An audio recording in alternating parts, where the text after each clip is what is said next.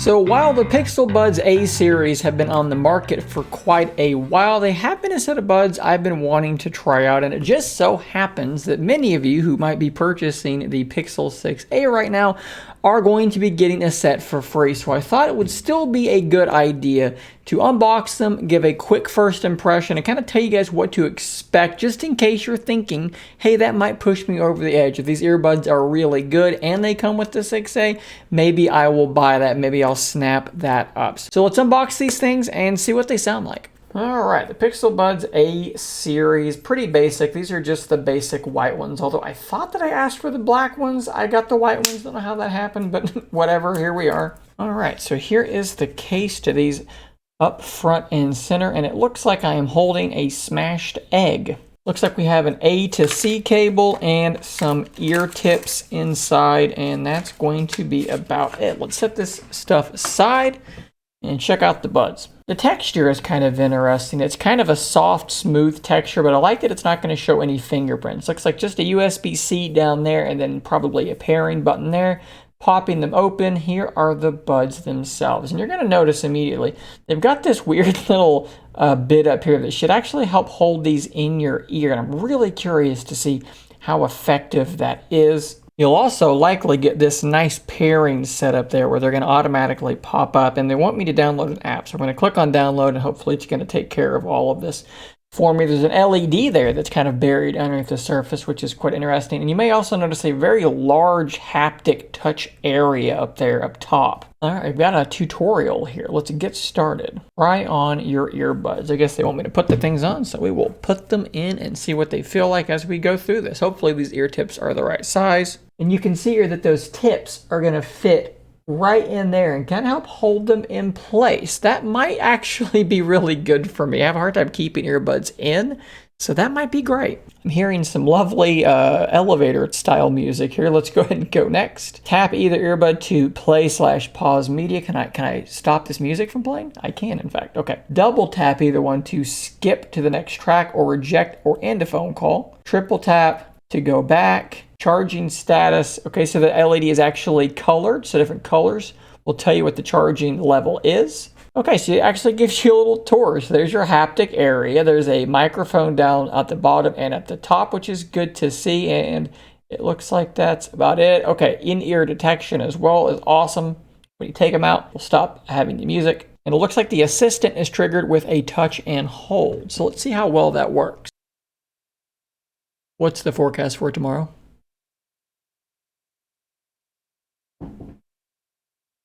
That was very, very quick, very, very fast. So here is the app here. You can set up Google Assistant as I've done. Find the device, which is awesome. Have it ring to show you where it's at. You can actually, I think, customize your controls. No, you can't customize them. You can just see what they are. There is an equalizer here as well with adaptive sound. In-ear detection, toggle, more settings, media auto, all that good stuff. Okay, so now what we need to do is we need to see what they actually sound like. We're going to use, as always, Runaround by Blues Traveler because it's a very dynamic song. See what these things sound like. So we're about mid-volume. And I would say at first blush, they sound okay. I don't hear anything particularly shocking. The high ends aren't really cutting through that well for me. They sound okay. So the mids and the highs just aren't really cutting through the way I was hoping that they would. Don't get me wrong, they don't sound bad, but I'm used to listening to something like some of my SoundPeats and things like that, and I would say those sound objectively better than this. And a lot of those do have ANC and pass-through on top of that, so that's definitely a consideration because these do not have any sort of active noise cancellation or pass-through mode, obviously. Let's take one more look at the app, though, and see if there's anything further that we can do. So, adjusts lower frequencies for bass. Almost wonder if I get this going again. Let's move this around. That is definitely pumping the bass up, but that's not helping my problem.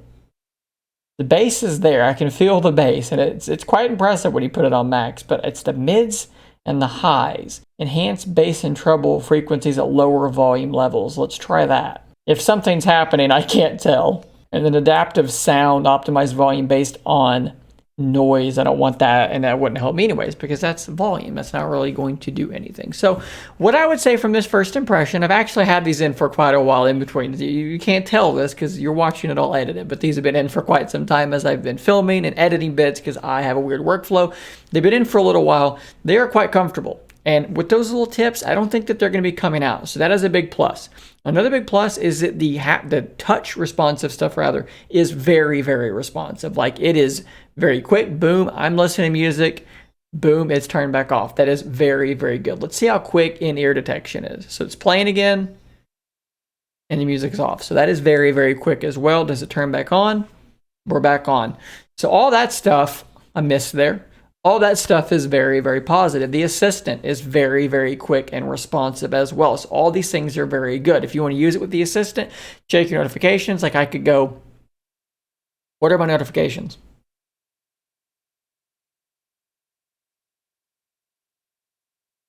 That's about as good as I've experienced. I've got a $200 set of Sony earbuds, and it's as good as that. And these are obviously $100 if you buy them, or free if you're getting them with the Pixel Buds. In terms of the audio quality, I would put them in the mid-tier. Like I said, I've reviewed several sets of Soundpeats on this channel, which are not a well-known set of earbuds.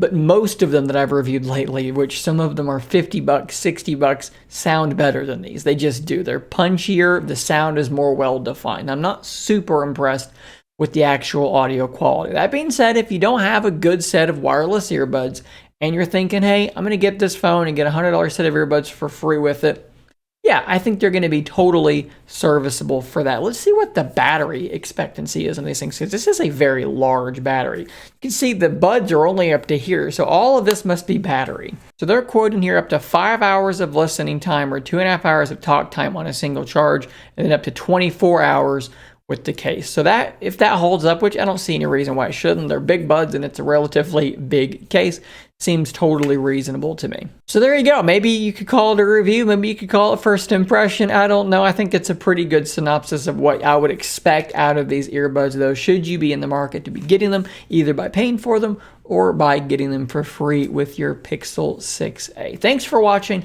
Don't forget to subscribe, and until next time, stay nerdy, my friends.